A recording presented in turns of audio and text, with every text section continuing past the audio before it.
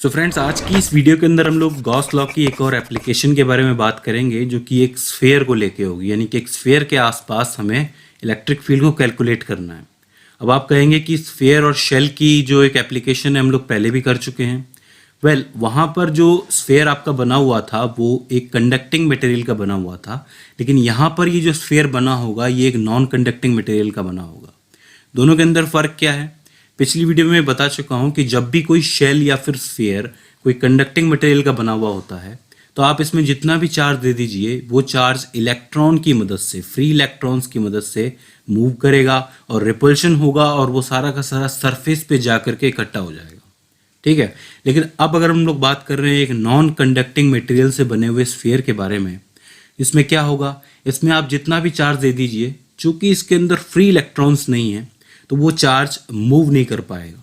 भले ही उनके बीच में बहुत सारा रिपल्शन हो रहा है लेकिन वो चार्ज वहीं का वहीं रहेगा। तो उसके आसपास इलेक्ट्रिक फील्ड को हमें कैलकुलेट करना है। अब उसके अंदर भी 3 तरीके से इलेक्ट्रिक फील्ड कैलकुलेट की जा सकती है, जैसे पिछली बार हम लोगों ने की थी। पहली, इस स्फेयर के बाहर यानी कि आउटसाइड ऑफ द स्फेयर, दूसरी सरफेस पर, और तीसरी इनसाइड द स्फेयर। तीनों जगह पे इलेक्ट्रिक फील्ड को हमें कैलकुलेट करना है। ठीक है, तो बहुत सिंपल है, ज़्यादा हार्ड नहीं है। आइए करने की कोशिश करते हैं। तो मान लीजिए कि आपके पास एक स्फेयर है जो कि नॉन कंडक्टिंग मटेरियल का बना हुआ है और इसके अंदर इस वक्त मान लेते हैं कि हम पॉजिटिव चार्ज दिया हुआ है और वो पॉजिटिव चार्ज जो है वो फैला हुआ है, बिल्कुल ठीक है, डिस्ट्रीब्यूटेड है कंटिन्यूटली।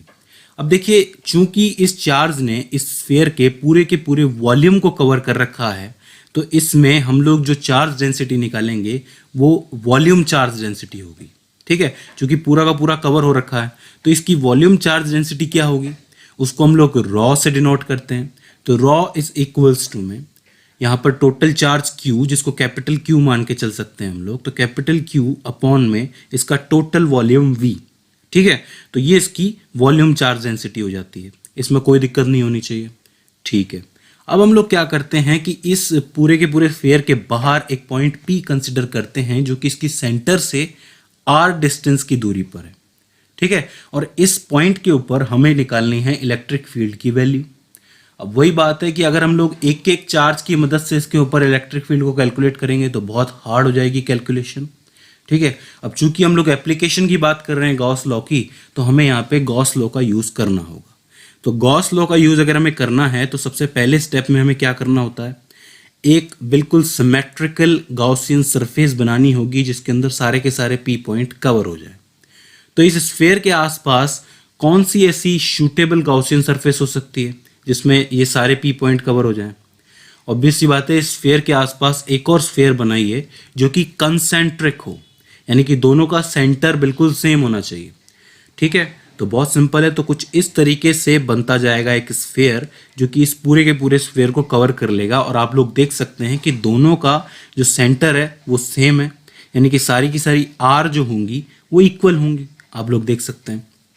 ठीक है, दूसरे स्टेप में हम लोग ये करते हैं कि हमारे पास जो गॉस लॉ का जो फॉर्मूला है वो होता है EDS cos theta is equals to में Q अपॉन में एप्सिलॉन नॉट। ये बात हम लोग जानते हैं। इसके अंदर क्या होगा कि ये जो Q है मैंने कैपिटल रखा है क्योंकि यहाँ पर टोटल चार्ज की बात हो रही है।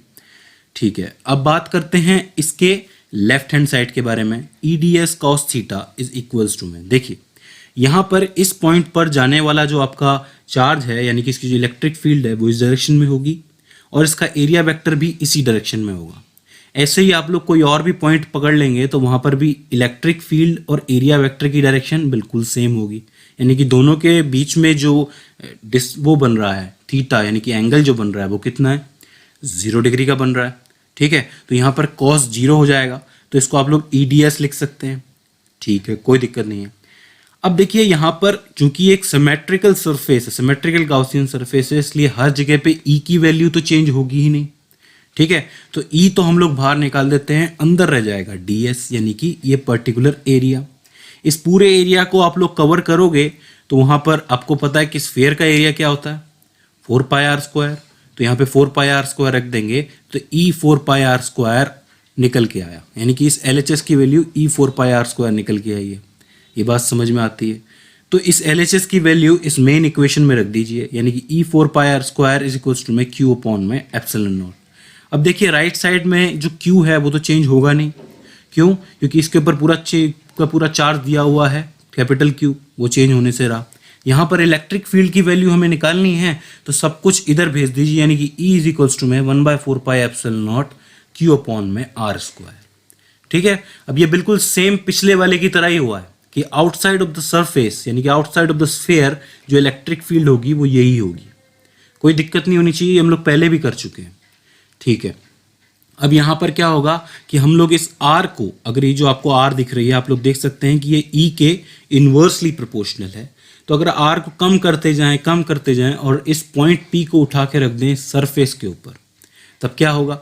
तब ये होगा कि ये जो कैपिटल R है और स्मॉल r है, यानी कि दोनों का जो रेडियस है वो इक्वल हो जाएगा। ठीक है, तो हम लोग अगर सरफेस पर, दूसरा केस यही है, सरफेस पर इलेक्ट्रिक फील्ड निकालना चाहते हैं तो इसको कैपिटल R से सब्स्टिट्यूट कर सकते हैं, बिल्कुल कर सकते हैं। तो हम लोग कर देंगे E इज इक्वल्स टू में 1/4πε0 Q अपॉन में कैपिटल R स्क्वायर। देखिए मैंने कुछ बहुत ज़्यादा नहीं किया है, आउटसाइड ऑफ द सरफेस ये निकल के आई इलेक्ट्रिक फील्ड, इस पॉइंट P को मैं पास लेता गया, यानी कि R की वैल्यू, स्मॉल r की वैल्यू कम करता गया और सरफेस पे ले आया।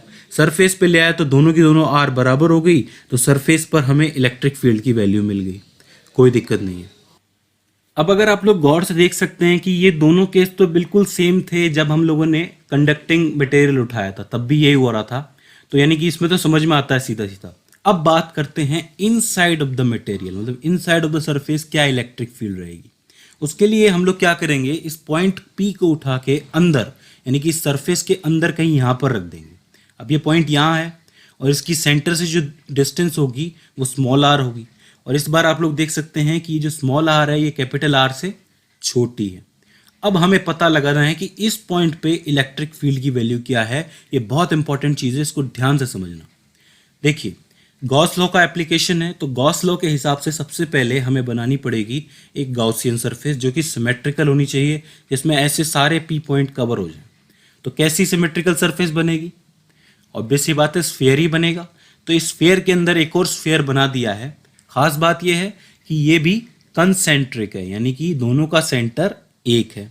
ठीक है, यहाँ तक तो कोई दिक्कत नहीं है। अब जो हमारा गॉस लॉ का फॉर्मूला होता है वो EdS cos थीटा होता है क्लोज इंटीग्रल में इज इक्वल्स टू में Q अपॉन में एप्सिलॉन नॉट। अब आप लोग देख सकते हैं कि यहाँ पर मैंने स्मॉल q का यूज़ किया है। स्मॉल q का यूज़ इसलिए मैंने किया है क्योंकि ये जो पूरा का पूरा सरफेस है उस पर तो कैपिटल Q चार्ज है, लेकिन अंदर ये जो सरफेस बना है ये छोटा सरफेस है। ठीक है, इस सरफेस के अंदर कुछ चार्ज है और बाहर कुछ चार्ज है, तो अंदर वाले चार्ज को मैंने क्या मान लिया है, स्मॉल q, और पूरे के पूरे सरफेस मतलब पूरे स्फीयर के ऊपर जो चार्ज है उसको मान लिया है मैंने q, अलग करने के लिए, मतलब अलग अलग दिखाई दे। ठीक है, अब देखिए यहाँ पर एक चीज समझना बहुत जरूरी है। ये जो अंदर गॉसियन सरफेस बनी है इसके आसपास दो चार्ज है। एक तो इस सरफेस के अंदर एक चार्ज है, मतलब इस स्फीयर के अंदर चार्ज है जो कि ये वाला है, और एक इसके बाहर कुछ चार्ज है जो कि ये वाला है। अब ये जो पॉइंट P है इसके ऊपर जो इलेक्ट्रिक फील्ड लगेगी वो कौन से चार्ज की वजह से लगेगी? अंदर वाले चार्ज की वजह से लगेगी कि इस बाहर वाले चार्ज की वजह से लगेगी? तो एक चीज़ आप लोग पहले पढ़ चुके हैं कि अगर किसी क्लोज्ड सरफेस को आप लोग किसी इलेक्ट्रिक फील्ड के अंदर रख देते हो तो उसके ऊपर से इलेक्ट्रिक फील्ड निकल जाती है, लेकिन अंदर जो रिजल्टेंट इलेक्ट्रिक फील्ड होती है, नेट इलेक्ट्रिक फील्ड होती है, उसकी वैल्यू 0 होती है। आप लोग जानते हैं कि क्लोज सरफेस के अंदर से कोई फ्लक्स बाहर नहीं निकलता है। ये चीज़ आप लोग पहले पढ़ के आए हैं अगर आप लोगों ने ढंग से पूरी सीरीज देखी हो तो, राइट। तो इसका मतलब ये जो बाहर वाला चार्ज है ये अंदर, मतलब इस P पॉइंट के ऊपर तो कोई इलेक्ट्रिक फील्ड लगाएगा नहीं। मतलब ये हुआ कि इस P पॉइंट पे जो भी इलेक्ट्रिक फील्ड लगेगी इस गॉसियन सरफेस के अंदर वाले चार्ज की वजह से लगेगी। इतनी बात हमें समझ में आती है। तो हमें क्या करना है कि गॉस का जो थ्योरम हम लोग लगाएंगे, गॉस का थ्योरम होता है क्लोज इंटीग्रल में EdS cos theta is equals to में Q अपॉन में एप्सिलॉन नॉट, स्मॉल q लिखा है मैंने। पहले LHS की बात कर लेते हैं। EdS cos theta is equals to में, देखिए cos थीटा है, हमें मालूम है कि जो इलेक्ट्रिक फील्ड होगी यहाँ पर और जो एरिया वेक्टर होगा यहाँ पर, दोनों एक डायरेक्शन में होंगे, सिमेट्रिक है। ठीक है, तो cos 0 लिख सकते हैं, थीटा की वैल्यू 0, तो ये तो 0 का 1 हो जाएगा। ठीक है, यहाँ इलेक्ट्रिक फील्ड की वैल्यू चेंज होगी नहीं तो E बाहर ले लिया, अंदर रह गया ds। ठीक है, यहाँ पर भी सेम चीज़ होगी, इस पूरे अंदर वाले गॉसियन स्फीयर का जो एरिया होगा वो 4πr² होगा तो E4πr² लिख सकते हैं। यहाँ तक कोई दिक्कत नहीं होनी चाहिए, कोई दिक्कत वाली बात नहीं है। तो ये जो LHS वाला पार्ट है EDS cos थीटा वाला, यहाँ पर E4πr² निकल के आ गया। बात करते हैं RHS की, यानी कि Q/ε0 की। इस गॉसियन सरफेस के अंदर जो स्मॉल q चार्ज है उसकी वैल्यू क्या होगी, उसकी वैल्यू निकालनी है हमें। तो सिंपल से निकाल सकते हैं कि अगर मुझे इस पूरे वॉल्यूम का चार्ज निकालना है Q इज इक्वल्स टू में, तो इसके वॉल्यूम को इसकी वॉल्यूम चार्ज डेंसिटी से मल्टीप्लाई कर दूं। भाई ऑब्वियस सी बात है, ये वॉल्यूम है स्फीयर का, इसके अंदर कुछ चार्ज है, दोनों को मतलब मल्टीप्लाई कर देंगे इसकी चार्ज डेंसिटी को, कितना चार्ज इसमें हो सकता है, तो मिल जाएगा हमें टोटल चार्ज Q की वैल्यू। कोई दिक्कत नहीं है। तो यानी कि small q is equals to में volume of the Gaussian sphere multiply by volume charge density of the Gaussian sphere. यहाँ पर वॉल्यूम क्या होगा इस स्फीयर का, 4/3 πr³ यानी कि 4/3 πr³। ठीक है, ये तो इसका वॉल्यूम है, मल्टीप्लाई बाय इसकी वॉल्यूम चार्ज डेंसिटी क्या होगी, वो होगी रॉ। ठीक है, तो इसको रॉ से मल्टीप्लाई कर दिया। भाई मेरा सिंपल से कहने का मतलब समझे आप लोग, हमें इसका चार्ज निकालना है तो इसके वॉल्यूम को इसकी वॉल्यूम चार्ज डेंसिटी से मल्टीप्लाई कर दो, इसका टोटल चार्ज निकल आएगा आपके सामने। ठीक है, आपको पता है कि वॉल्यूम चार्ज डेंसिटी रॉ का जो फॉर्मूला होता है वो क्या होता है भाई, Q/V तो होता है। यहाँ पर Q की वैल्यू निकालनी है तो V इधर आ गया, वॉल्यूम से मल्टीप्लाई हो गया। ठीक है, तो अब हमें क्या करना है, इस Q की वैल्यू इस Q की जगह पुट करनी है और ये E4πr² इस EDS cos थीटा की जगह पुट करना है। कोई दिक्कत नहीं है, दोनों वैल्यूज हमारे पास हैं तो पुट कर देंगे। यानी कि E4πr² ऐसे कैसे लिखेंगे, इज इक्वल्स टू में यहाँ पर आएगा 4/3 πr³। ठीक है, multiply by raw multiply by मतलब डिवीजन में आएगा आपका ε0। यहाँ तक कोई दिक्कत नहीं है। यहाँ पर 4 से 4 कैंसिल हो जाएगा, पाई से पाई कैंसिल हो जाएगा, r² से r³ कैंसिल होगा, मतलब r बचेगा यहाँ पर। तो यहाँ पर आपको E की वैल्यू क्या मिलेगी, E इज इक्वल्स टू में 1/3 r रॉ अपॉन में ε0। तो ये हो जाएगी वैल्यू जो होगी आपकी इनसाइड द स्फीयर, मतलब एक नॉन कंडक्टिंग मटेरियल से बने हुए स्फीयर के अंदर इतनी इलेक्ट्रिक फील्ड होगी।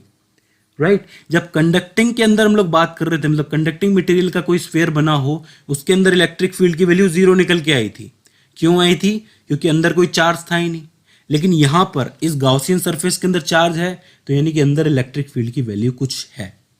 ठीक है, अब यहाँ पर कुछ चीज़ें हमें इंपॉर्टेंट समझ में आती हैं जो हमें नोट करनी होगी। आप लोग देख सकते हैं कि यहाँ जो E है वो डायरेक्टली प्रोपोर्शनल है R के।